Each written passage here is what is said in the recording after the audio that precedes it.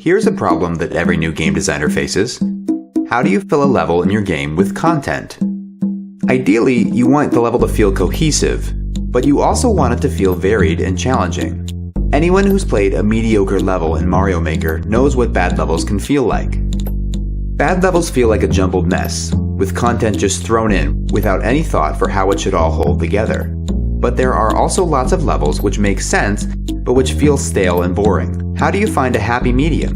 In this video, I'm going to look at how game design legends Shigeru Miyamoto and Takashi Tezuka answer that question with a level design concept called the cadence. I'm Patrick Holloman of the Game Design Forum, and these are the Game Design Extracts. If you've ever read an article or watched a video about level design, you've probably heard that the best way to create content is to iterate.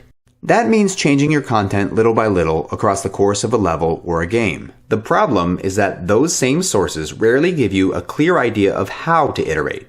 To address this problem, I wrote an entire book on Super Mario World, explaining the iterative strategy that Miyamoto, Tezuka, and their level designers used to create that game. You can map the iterative pattern of levels in Super Mario World using what I call cadences. That's not a word everyone encounters every day, but it's a useful idea. My favorite way to explain the concept of a cadence is to listen to Christopher Walken talk. Hello, little man.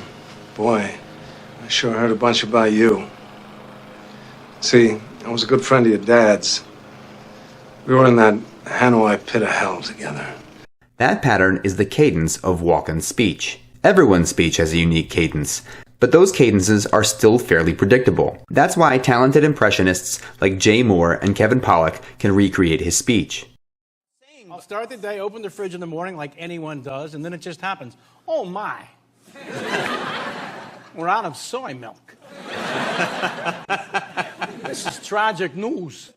Pollack isn't just repeating Walken's movie lines verbatim. He can say wholly original lines in Walken's voice.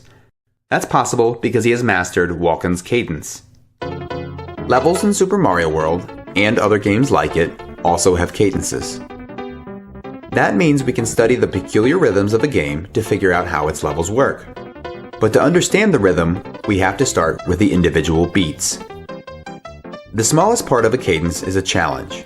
A challenge is any piece of content that is separated from other content by periods of relative safety. For example, this moving platform is the center of a challenge. The platform itself is dangerous, and the player can lose a life if Mario doesn't land on it.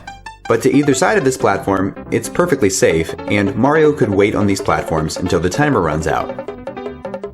This is a challenge. This is also a challenge. This is a challenge too. The content changes, but the overall structure remains the same. To get to cadences, we have to look at how challenges develop across the course of a level. Let's take a look at Donut Plains 3 and how the challenges change over time. The first challenge features this simple moving platform with 3 surfaces on it. The second challenge features a different kind of moving platform, one that's just slightly harder to jump on and off of. Or in other words, this platform has gotten more complex, qualitatively. That qualitative change is what I call an evolution. Let's look at the next challenge. This time, there's no new platform type. We've seen both of these types before, but now there are more jumps, and if you look closely, you can see that the spaces between the platforms have gotten bigger. This is a quantitative change, or what I call an expansion. If you look at every challenge in the level, you'll see that each one modifies some previous challenge by evolving or expanding it, or both. And this is true of most of the levels in Super Mario World. For example, in Soda Lake, the level starts with 1 launcher for the basic or standard challenge. It then goes up to 2 launchers in an obvious expansion. But then it takes the same 2 launchers and spreads them out. This is an evolution, a change in position which makes the challenge more difficult. Next comes another expansion up to 3 launchers. Then, another expansion up to 4.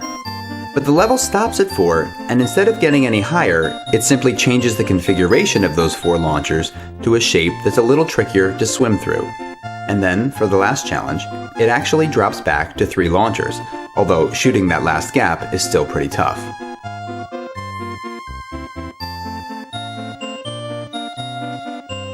Before we get to the big picture about cadences, I want to point out a couple of different things. First, you might have noticed that both levels were built around one idea.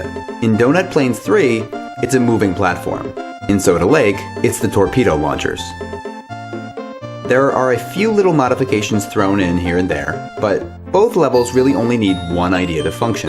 The second thing to notice is that the evolutions and expansions don't go too far in any one direction.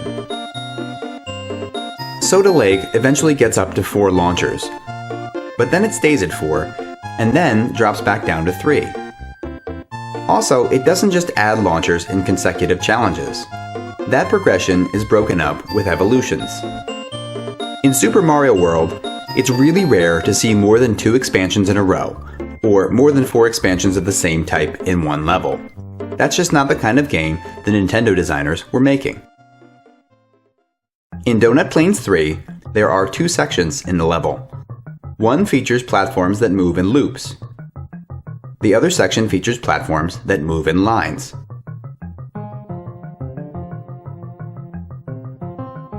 Both of those ideas expand and evolve over the course of their respective segments, but taken together they give us the fork cadence, a fairly common shape for Super Mario World levels.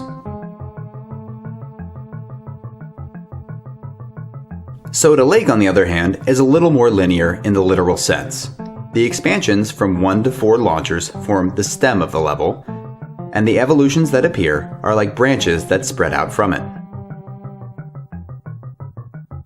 There are lots of cadence types in Super Mario World. There's the bow cadence from levels like Chocolate Fortress, in which 2 branches of a level reconnect at the end. There's the trill cadence, in which a level goes back and forth between 2 or more different ideas. And there are a few other shapes I've charted over the years. If you want to find out more about those, there's a bonus video about them that you can find in the video description below. You can find cadences in many different types of games. Most of them are not as obvious as Super Mario World is, but the phenomenon is pretty widespread in games that came out after 1991. Many people who have not played it would be surprised to learn that Half-Life has a lot of platformer content. But it does, and a lot of that content exhibits cadence patterns.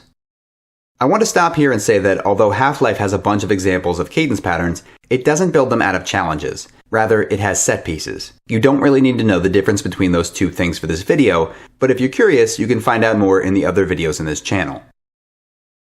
There's a cadence in Chapter 10 of Half-Life that starts here, as the player guides Gordon Freeman over a toxic vat. At first, it's a simple set of stationary platforms. Then, those platforms evolve to move up and down. Then they evolve again, and shrink in size, to become rotating platforms. In the second half of Chapter 10, the player rides a different kind of moving platform, a changeover we've seen before, and has to dodge a series of evolving obstacles. First, there are these pylons which shoot out from the walls and are pretty simple to avoid. Then, the pylons evolve and expand, getting larger and striking from above in a slightly more complex pattern. Then later, the player has to jump between 2 moving platforms to avoid these big rollers here, which I feel like we've also seen somewhere in Super Mario World and I can't... Oh, right, there it is. At any rate, you can see how these 2 very different games use a similar structure to organize their content. It's not only the platformer content in Half-Life which goes through this style of iteration. There are several places where we see clear patterns of evolution and expansion in the shooter content as well. My favorite example is in Chapter 14. There are 3 large square rooms with pits in the middle, in which Freeman fights 3 or more alien grunts. The first one looks like this. There are 2 grunts on one side of the room, and 1 on the catwalk above. It's pretty straightforward, but it's going to evolve. The change that takes place in the second room is strongly reminiscent of many evolutions in Super Mario World. It features the same kind of room, and the same number of grunts, but this time it also adds some barnacles. This is what I call the A plus B evolution, a very common type. This set piece also drops the third grunt below Freeman. Ordinarily, height would be an advantage, but the grunt's homing bullets mean that it can fight from below just as effectively as it can from above. The third room lacks verticality, but it is still a similar shape, and Freeman still faces multiple grunts. One of the grunts is hidden, but that's only the beginning of this room's tricks.